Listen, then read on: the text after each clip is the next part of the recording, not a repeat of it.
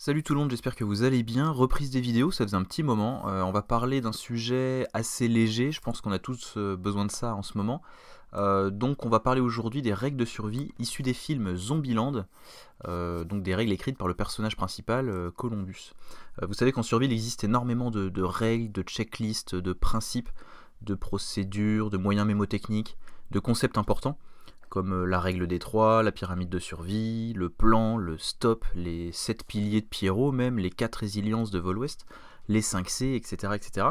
Donc aborder la thématique de la préparation ou la sensibilisation des plus jeunes en utilisant des thématiques de films de zombies, ou des jeux, des bandes dessinées, etc., c'est pas si idiot parce qu'utiliser un moyen plus ludique et moins anxiogène pour parler de survie, ça peut être pertinent. Par exemple aux États-Unis, bon il n'y a que eux pour faire ça, le CDC, donc le Center for Disease Control, pardon pour l'accent, avait même fait une campagne de sensibilisation de préparation aux risques majeurs, mais en parlant de zombies.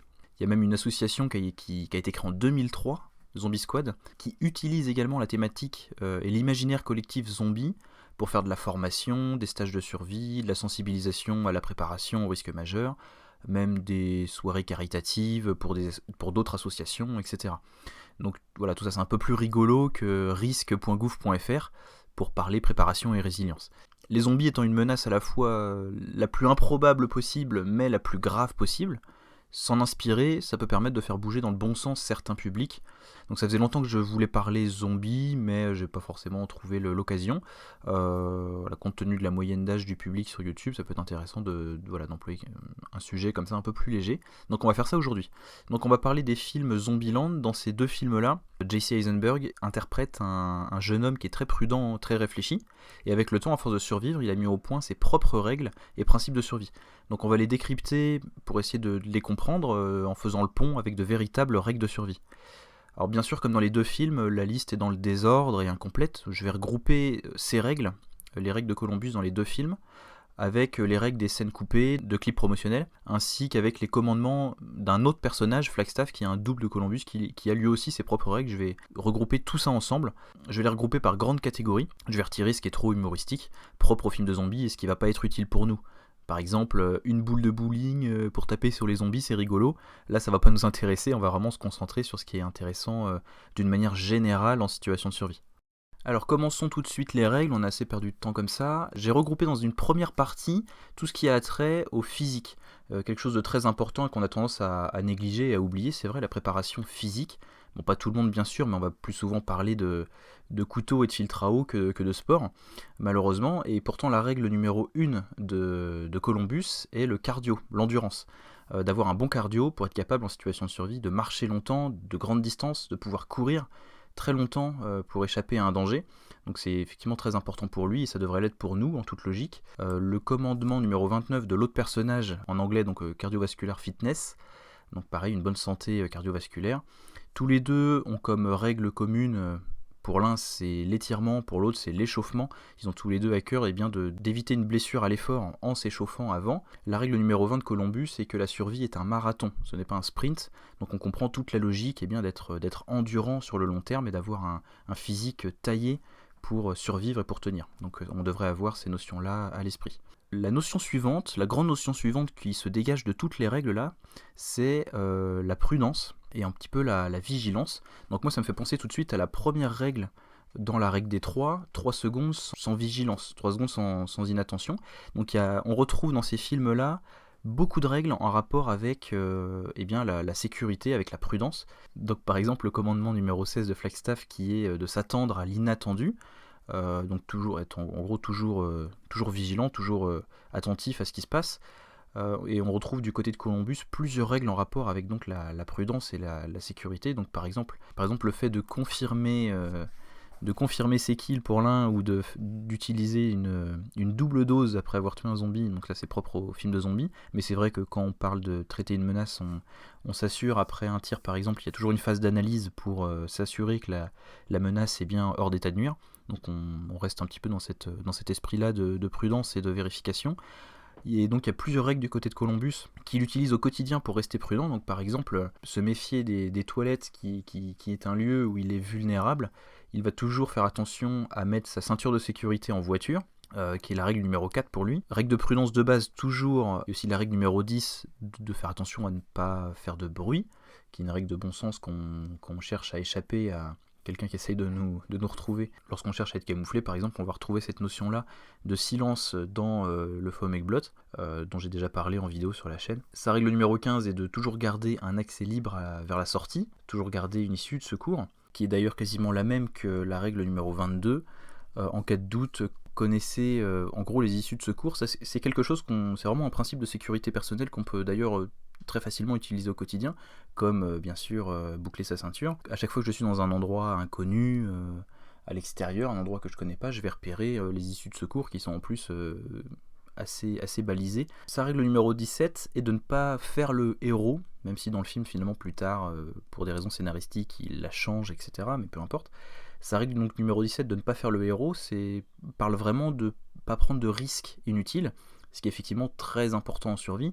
La survie, c'est pas Bear Grylls qui saute d'une falaise devant la caméra, c'est vraiment éviter vraiment tous les risques inutiles, tout calculer, faire attention à tout, à ne pas se blesser en utilisant son couteau, sa hache, enfin vraiment être prudent dans tous les domaines pour éviter les blessures, éviter les accidents, éviter les complications, éviter d'aggraver sa situation. Donc la règle 17, de ne pas faire le héros, est effectivement assez intéressante dans cette notion de gestion des risques. La règle numéro 21 parle d'éviter les strip clubs.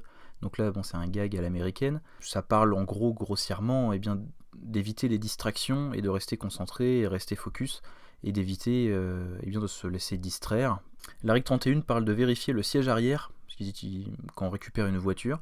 Donc pareil, ça me semble intéressant de vérifier effectivement ce qu'il peut y avoir dans une voiture, mais on peut étendre cette règle-là à vérifier l'ensemble de notre voiture aussi, de notre moyen de transport. Est-ce qu'on a un moyen de transport qui est sûr pour nous ?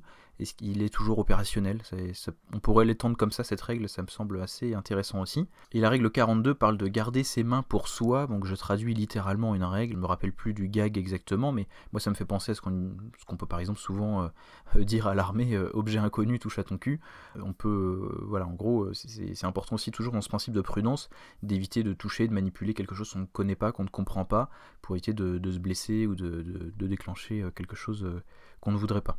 Après ces notions de prudence, j'ai envie de parler de régulation thermique. C'est très très peu abordé dans le film, mais c'est évoqué quand même. Flagstaff a pour commandement le 28 qui est l'ombre, l'utilisation de l'ombre pour réguler sa température. Là où Columbus lui parle de crème solaire, donc peu importe, mais cette notion de régulation thermique, même si elle est assez peu développée dans le film, moi me semble très très importante en situation de survie. Cette notion de régulation thermique est très importante parce qu'on la retrouve par exemple même dans la règle D3. On parle de survivre seulement 3 heures sans régulation thermique et être capable donc de se maintenir au sec, de se maintenir au chaud ou de se maintenir au frais en situation caniculaire. Savoir gérer ses vêtements, de savoir se sécher, de savoir faire un feu, un abri, etc. C'est quelque chose de primordial en survie et donc quelque chose à maîtriser. Voilà, je ne vais pas faire plus long là-dessus, mais ça me semble important d'y faire un rappel puisqu'il y a un commandement qui parle d'utiliser l'ombre et de profiter de l'ombre. Ensuite, on a une petite partie sur le matos, très peu de choses là-dessus dans le film, mais la règle numéro 7 de Columbus parle de voyager léger pour voyager loin et rapidement, donc ça me semble aussi intéressant de ne pas être trop chargé, quelque chose qu'on peut avoir tendance à faire par exemple dans les situations où on cherche de l'itinérance, où on s'attend à devoir faire de grandes distances, notamment par exemple en situation d'évacuation. On voyait peut-être trop souvent chez beaucoup de preppers, chez beaucoup de survivalistes, des sacs d'évacuation beaucoup trop lourds. Même s'ils essaient de prévoir large et de répondre à toutes les situations, on se retrouve avec un bagage beaucoup trop encombrant, beaucoup trop lourd. Donc le fait d'avoir un bagage beaucoup trop lourd fait que forcément on est ralenti, bien plus vite fatigué, on n'arrivera pas à courir une grande distance et c'est absolument pas réaliste. Tous ceux qui font de la randonnée, du trek à pied savent bien que l'important c'est d'avoir un sac vraiment très léger. Même si au départ on peut avoir un véhicule qui permet de transporter beaucoup d'affaires, quand on se retrouve à pied, c'est bien sûr irréaliste d'espérer déplacer 30 kg sur son dos sur plusieurs jours de marche. Donc la règle numéro 7 de voyager léger me semble assez pertinente. Après il y a d'autres petites règles sur du matos, mais vraiment très très peu. La règle numéro 6 qui est issue de scènes coupées parle d'une popote en fonte. Eux voient ça comme un objet contondant utile pour faire face aux morts. Donc c'est marrant parce que la popote en fonte, c'est un objet qu'on retrouve parfois dans certaines listes. Parce que c'est un contenant, donc, comme on pourrait retrouver dans les 5C, mais c'est un contenant, un moyen de cuisson qui est vraiment très durable, qui permet aussi bien la popote en fonte que de faire des cuissons au four, des cuissons sur le feu, même sur un feu de bois, et qui permet de faire bouillir de l'eau pour la rendre potable, ou bien, de faire des cuissons lentes. On peut même s'en servir comme four pour faire du pain. On peut faire énormément de choses avec une popote en fonte, et donc de la retrouver dans cette liste pour un autre motif, mais que dans cette liste on retrouve un contenant et on retrouve une popote en fonte notamment, c'est assez rigolo. La règle numéro 33 est d'avoir aussi un couteau suisse. Donc lui, c'est un aficionado du couteau suisse, un objet coupant, un objet utilitaire.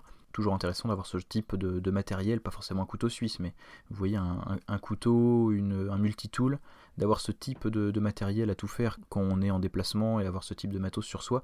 C'est pertinent, c'est un outil qu'on retrouve dans énormément de kits type EDC en fond de poche. La règle 23 et le commandement 13 parlent de conservation de la nourriture, donc d'éviter les produits périmés, et l'autre parle d'utiliser des sacs congélation. Les sacs congélation, c'est également un outil assez pratique qu'on retrouve assez fréquemment dans pas mal de listes, dans pas mal de kits, dans pas mal de sacs de survie ou de sacs d'évacuation chez beaucoup de personnes, pour compartimenter la nourriture, les petites affaires, garder des objets sensibles au sec, tout en ayant un contenant très peu coûteux, un sac congélation très pratique.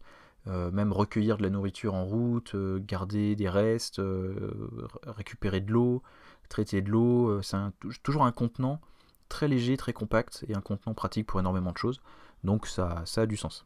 Le groupe de règles suivant, je l'ai regroupé un petit peu sous le principe du travail d'équipe et du lien social. On ne peut pas survivre seul, et c'est quelque chose qui ressort également dans les films et dans cette liste de règles. Pour faire succinct, le commandement numéro 1 de l'autre est le travail d'équipe, tandis que pour Columbus, il y a plusieurs règles en rapport avec cette thématique-là. Donc par exemple, trouver un partenaire digne de confiance, un partenaire efficace, c'est sa règle numéro 8. Il y a également sa règle numéro 29, son buddy system, qui permet en gros de compter l'un sur l'autre en situation difficile, en étant, quand ils sont entourés de zombies, se mettre dos à dos de façon à couvrir visuellement à 360 degrés le périmètre. C'est juste un exemple pratique dans lequel on voit bien que on ne peut pas survivre seul, et de pouvoir compter sur quelqu'un d'autre est quelque chose de vraiment important. Et à quel point, en situation de survie, en situation dégradée, les personnes qui pensent en sortir seules, en étant loup solitaire sur la route, encore pire, ou dans les bois, ou que sais-je, tout seul chez eux, finalement auront plus de difficultés que les personnes qui sont soudées en famille, en clan, en groupe, en meute, en situation difficile. La règle numéro 52 de Columbus parle aussi de ne pas avoir peur de demander de l'aide. Donc on retrouve encore une fois cette notion d'entraide, de cohésion, de travail d'équipe, de lien fort entre les personnes. Par la suite, il y a aussi énormément de règles sur l'hygiène, notamment encore une fois sur la question des toilettes. On revient encore sur la question des toilettes. Le commandement numéro 12 de Flagstaff parle des toilettes en disant que le monde était toilette et qu'il est possible de faire ses besoins maintenant partout. Là où Columbus lui disait de faire attention aux toilettes pour des raisons de vulnérabilité. Cette question, effectivement, des lieux d'aisance et cette question d'évacuation des déchets humains est vite problématique en situation dégradée. J'en ai déjà parlé plusieurs fois en vidéo. Quand il n'y a plus l'eau courante, quand il n'y a plus les infrastructures qui permettent d'avoir un niveau d'hygiène suffisant et des toilettes qui fonctionnent pour tout le monde, on se retrouve dans des situations où les conditions sanitaires sont bien moins réunies, donc plus de maladies, moins d'hygiène. C'est bien sûr très mauvais sur le long terme pour durer dans le temps. L'hygiène est vraiment quelque chose de très important. Quelle que soit d'ailleurs la liste, la checklist, le moyen mémotechnique qui pense long terme, on retrouve rapidement des notions d'hygiène. L'un des piliers de Pierrot, l'un des 7 piliers de l'autonomie de la BAD, on retrouve l'hygiène et la santé. Et aussi, dans tous les groupes historiques, il y a toujours des notions sur l'importance de l'hygiène et de prendre soin de son corps, et notamment soin de ses pieds, etc. Par exemple, à l'armée, c'est quelque chose de très important aussi, pour pas que c'est aussi pour ça que, par exemple, à l'armée, les cheveux sont coupés très courts pour éviter les poux, entre autres. La règle numéro 34 de Columbus donc parle d'avoir des chaussettes sèches, de l'archiduchesse. Effectivement, extrêmement important d'avoir toujours les pieds au sec, les pieds propres, pour éviter les blessures, parce que les pieds, c'est bien notre moyen de transport premier. C'est l'un des moyens à notre disposition, d'ailleurs, quand on pense au CCVMD par exemple de David Maniz. Vous irez creuser ça, ou je ferai une vidéo là-dessus. La mobilité fait partie donc de nos moyens vitaux à disposition, et donc préserver ses pieds, c'est préserver sa mobilité. et prendre soin de ses pieds est quelque chose d'extrêmement important. Donc on retrouve là dans le film, dans les règles de Columbus, l'importance d'avoir des chaussettes propres et sèches, donc de prendre soin de ses pieds.